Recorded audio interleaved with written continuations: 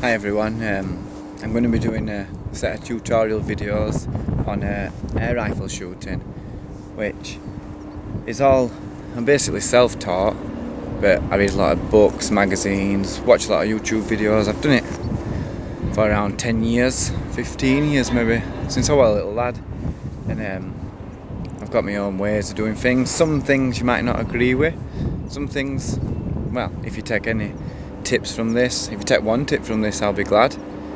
It's not scripted, as you can probably tell, and it's not my first time doing videos, but I feel like I'm going to do it properly this time, if you will, a bit more professional maybe. You'll have to leave a comment on that. I'm not sure if you'd agree with that after you've watched this, but for today I'm just going to talk you through my gun and equipment that I use. You don't have to spend a fortune. You don't have to buy £1,000 Daystate air rifle. If you know about air rifles, you'll know about that. You just need a basic spring gun to start off with. If you can shoot a spring gun accurately, then you can just about shoot anything. The gun I'm using is a BSA Lightning. It's the newest model with the gas ram instead of a spring. It's supposed to give you less recoil than a spring gun. It's still got recoil. It's not like a PCP, a gas gun, if you will. It's still got a kick, but it's a good gun. I mean, I think it was £320 from Redbeck Shooting Supplies in Wakefield. If you know them, they're a really good shop. Get all the equipment there: pellets, scopes, mounts, reasonable prices. I've actually seen the same gun in a different gun shop for up to £400, which is a rip-off really. It's just a basic gun. It's ideal for a beginner. It's not too heavy, and I'll show you it. So this is my gun. It's BSA Lightning with a gas ram, which I've said. A few modifications that I've fitted is the strap. Just makes it a lot easier if you're walking a long way. Saves carrying it. You take weight over your shoulder rather than take it in your arms. You don't really need it. It's not an heavy gun, but it's something nice. It makes it look nice as well. The bipod, which is just a cheap bipod from eBay. I think I paid £20 plus delivery. It's not cracking, to be honest. It's a bit flimsy, but it was cheap and it does job really. You don't need them. If you can shoot without one, then that's really good. Just gives you that bit more confidence if you're shooting a rabbit or a bird and you can use your bipod. You know you're going to kill it, which is probably the most humane thing to do. You know your headshot's going to go where you aimed it. The torch or lamp is a Lenser P7. Sorry, if you can see that. When it was new, I think I paid £70, but I'm sure they're a lot less now. Get them off eBay or a gun shop with the mount there. As you can see, it just goes around top of your scope, and then you tighten this. It clamps to your scope. It's basically a universal fit. You could probably fit any torch in there, as long as it's not massive, mind. But yeah, it's just all standard, the gun. The bit of tape there, I don't really like that tape, but when you cock the gun it gets very close to bipod, so it's just to stop any scratches really. I'm going to fit a neoprene sleeve to that barrel, just so I know I can take it on and off and it's not going to hold any water, stops any rust. It's a gas ram, as I've said. There's a dog in way.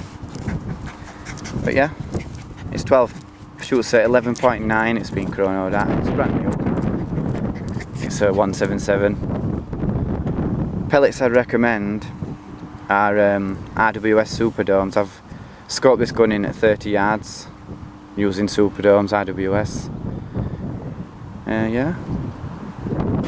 Another little tip is use a screw tin for your pellets. Stops them from coming open in your pocket, really. It's just a little. RWS Superdomes don't come in a screw tin, it's just a push off lid, and they always open in your pocket, so I can't remember what these are, from Air Arms Diablos or something like that. Just buy a cheap tin of pellets for plinking it back garden or something. Make sure you save tin. Well, use any pellets you like, but these seem to be accurate for me. I've used them in Virax, I've used them in Logan S16, and I've using them in this BSA Lightning at the minute, so it's just my preferred pellet, but it's entirely up to you. Do a little bit of testing, see what you prefer. If you're new to shooting, try not to be tempted with pointed or flathead pellets, because they hardly ever go in the same spot twice. Good for short range shooting, rat shooting at 10 yards, something like that, but superdomes, you're 177, you still kill at 40 yards. Inside the pellet tin, even under the pellets as well, and in the lid, just cut up an old t-shirt, a pair of socks, some old pants, whatever you like, cut it up and line your tin. Just super glue, line your tin, and then it still makes a little bit of noise in your pocket, but it's not that metallic sound. You can buy pellet pouches and things like that, but that didn't cost anything. I'm sure you've got some glue in house, and I'm sure you've got some holy socks. Just a little tip. An alternative to using a bipod is to use these bags. Get them off eBay. Got these from Redbeck Shooting Supplies. I think £25, something like that. There's a little one at back as well. The Caldwell. Never heard of them, to be honest. You can fill them with like little silicone balls, or I filled these with just beanbag beans from Argos. It's 15 quid for a really big bag. Use less than a third to fill these two. Just gotta make sure you put plenty in. When you think it's full, keep putting them in. They're pretty sturdy, actually. Yeah, as I said, just an alternative to a bipod. But I suppose the combined cost is more than buying just a cheap bipod off eBay. So it's up to you. I got these first.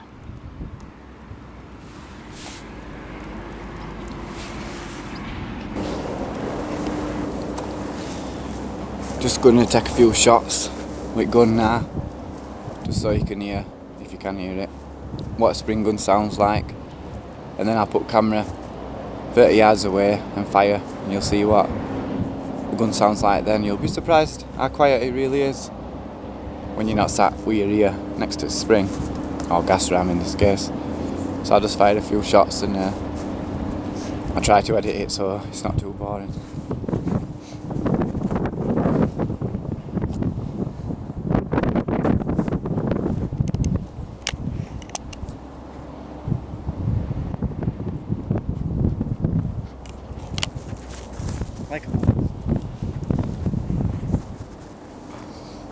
Just another thing, whatever gun you have got or you're planning on buying, it will have a safety catch.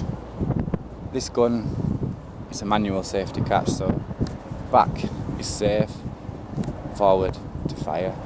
If it's back, it'll not even let you move trigger at all. If it's forward, you've got a little bit of play in your trigger. It's a two-stage trigger, which means back a little bit and then next pull will fire. I know Virac guns, spring guns at least, they have an automatic safety, so you cock it and the safety is automatically on. But try and get into habit of putting your safety on until you need to fire, then there's no accidents. You don't want to shoot your mate in the leg. It's happened to me and it's not nice. So here's a couple of shots.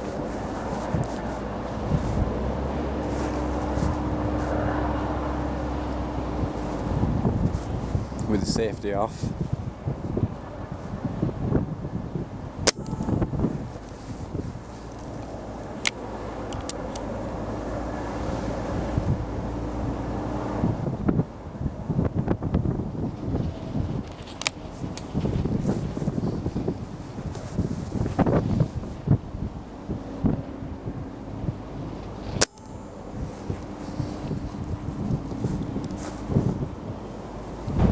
This might be a little bit boring, but I fired a couple of shots from where I was. This is where my target area is, and I don't know if it's going to work with wind noise, but see if you can hear the gun at all.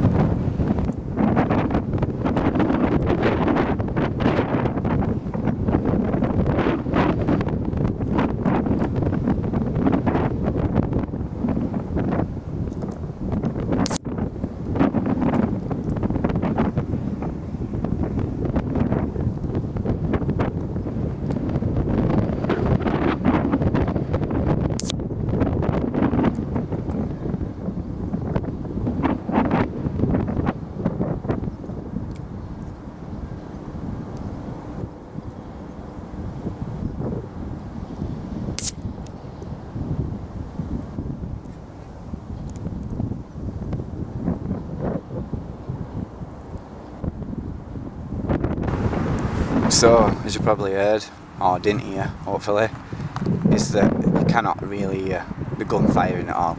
If that were a rabbit, you just hear that little tiny sound of wind, pellet in wind, and then it would be dead. So you don't need to go over the top buying silencers. I would say they're more for looks than anything else. If you want one, get one. But as we're going to scoping in your gun, which we'll probably do when I find my dog, on next videos, your gun, you might zero your gun in, scope it in at 30 yards, then you might buy a silencer, and you probably have to scope it in again.